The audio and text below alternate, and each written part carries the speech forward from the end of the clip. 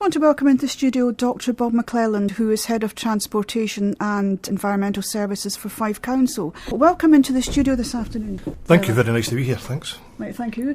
I wonder if you could give us a little general talk about the park and choose, about the building of it and what it's going to do at the end.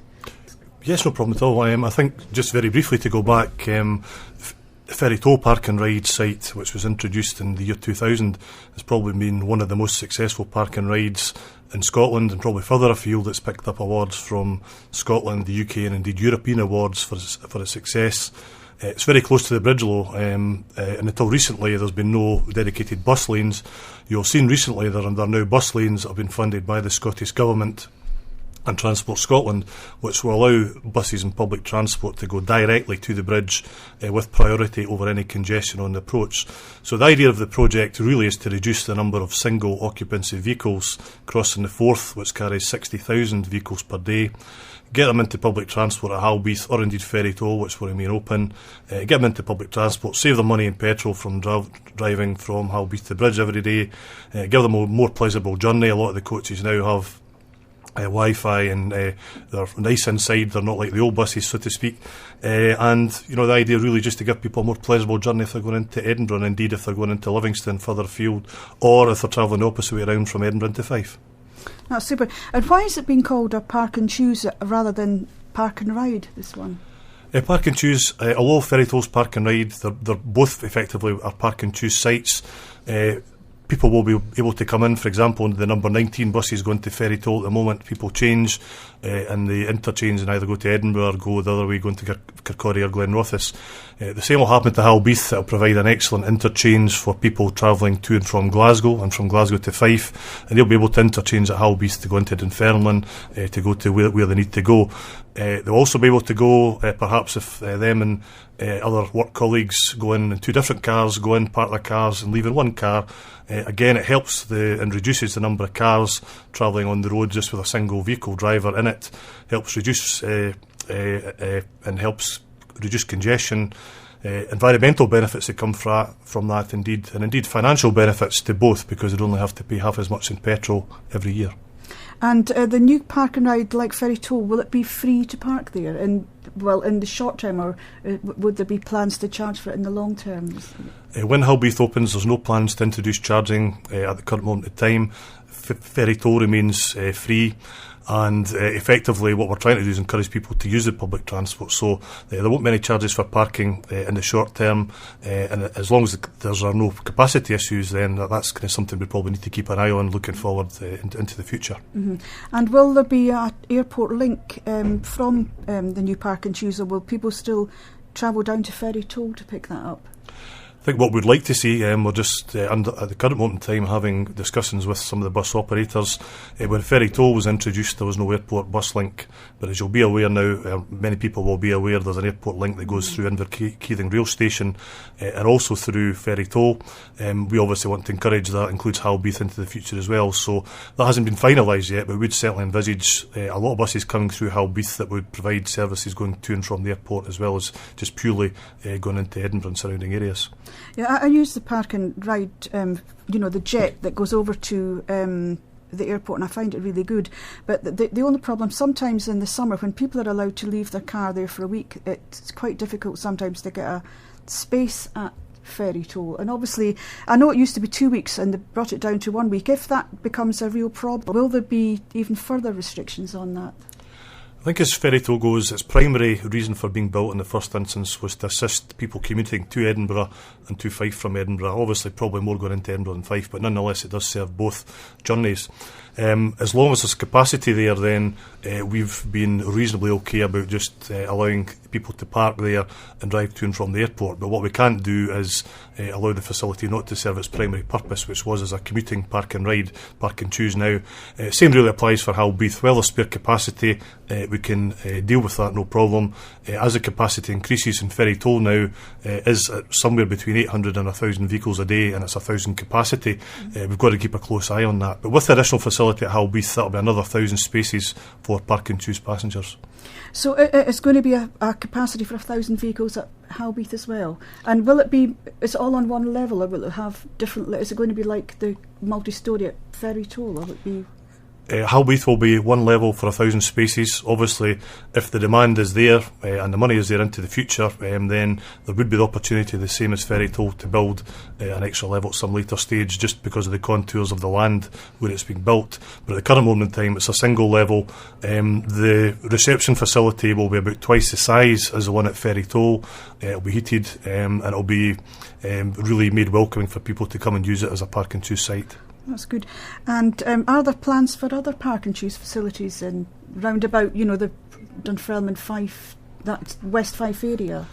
I think the aim really is to have the ideal park and choose site would be the furthest point away from where people want to travel, or just in the outskirts of towns. For example, Kirkcaldy on A92, it's possible to ease some of the congestion problems at Red House, that perhaps a park and ride might be there, and there is development planned there for the future at Red House, so if and when that takes place, it's quite possible a park and ride could be considered there.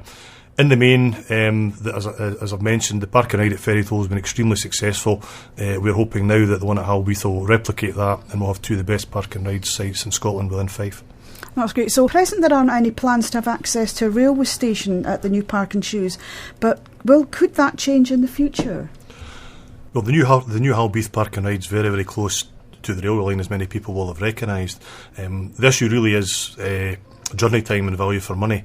Our analysis so far that's been done over the last few years is it would actually be quicker now, especially with the dedicated bus lanes going all the way to the Forth Bridge, and priority for buses after getting over there heading into Edinburgh. It's probably going to be a quicker journey in the bus than it would actually be in the rail halt.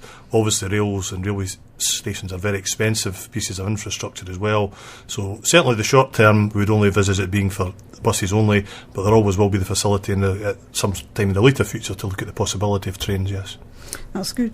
And also the park and ride, is it next winter it's due to open, winter 2014, or is it this winter? I can't we'll be looking to open the facility. I should mention that it's primarily funded from the Scottish Government and Transport Scotland to the tune of £10 million, due to open this winter, and the prime reason for the timescale and working to the timescale we are just now is some of the major roadworks associated with the new Forth crossing will take place in the vicinity of the Ferrytoll area and the M90 around about that time, and we're very keen that we have, as is Transport Scotland and the Scottish Government, to have the facility open at Halbeath so that we don't lose any the patronage from Ferrytoll during major construction. Just to give you a feel for that, when we built the second phase at Ferrytoll, the multi-storey element, we lost about 25 to 30% of people who were using buses. So we want to have this facility in place now so that it's ready for when the major roadworks take place at Ferrytoll, but it will remain open, Ferrytoll, during the roadworks, but there will be disruption. We want to have Halbeath ready before that time.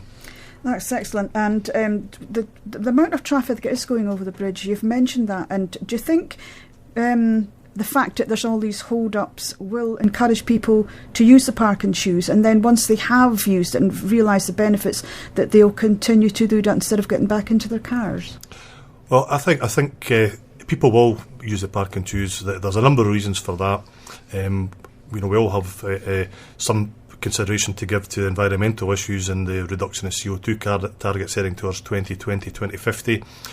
From a purely financial perspective, I don't think there's many people can travel between Edinburgh and Fife on a weekly basis for £25. That's what it costs in the bus.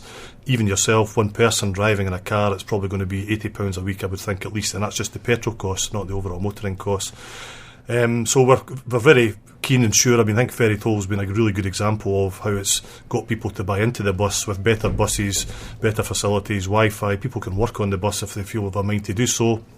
It's a great facility now, so we're quietly confident that Halbeath will replicate the success of Ferrytoll. That's super, and I use the bus regularly from Ferrytoll to go, I would say, in all directions, to Fife North and out to the coast and everything, and into Edinburgh, and I think it's absolutely marvellous, I have to say. So is there anything else you would like to add just before we finish? Yeah. Only I would like just to say in finish is that the Halbeath kind of facilities there, routes to and from Edinburgh and to from Fife from the south have been good. Halbeath will really provide and enhance the improvement for travelling to and from Glasgow, and indeed all the connecting bits to Fife from Halbeath as a kind of park and choose interchange. So it's one of the probably apart from the Fourth Crossing, one of the few major transport projects that's taking place in Scotland at the moment. So when it's built, let's hope as many people in Fife and coming to Fife as well can use the facility. And will there be some sort of campaign to advertise it before it opens to make people aware of what they can actually use it for? Yeah. Yeah, there'll be a marketing campaign probably about 2 to 3 months before Halbeath actually opens.